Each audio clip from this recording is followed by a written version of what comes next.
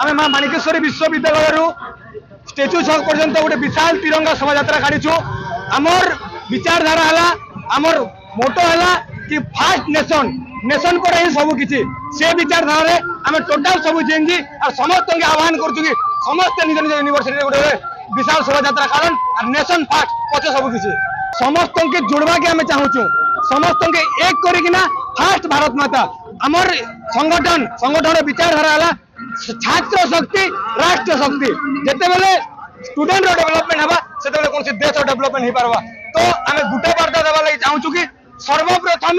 भारत सर्वप्रथम आमर देश जाति धर्म वर्ण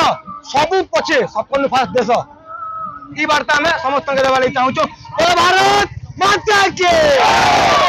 आज देश रो जेनजी निजर भारत माँ प्रति निजर प्रेम के आज प्रदर्शित करुचे। आज माँ माणिकेश्वरी विश्वविद्यालय राष्ट्रवादी छात्र संगठन ओडिशा भारत रे जेन राष्ट्रवादी छात्र संगठन राष्ट्र भक्तिर जेन विचार निकना चलचे से आज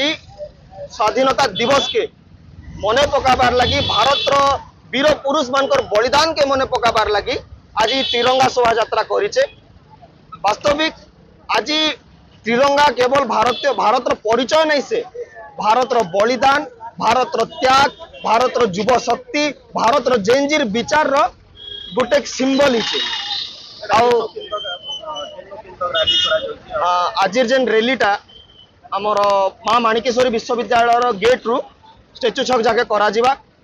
आज वार्ता मुई मोर भाई बहन माने जेन माने आज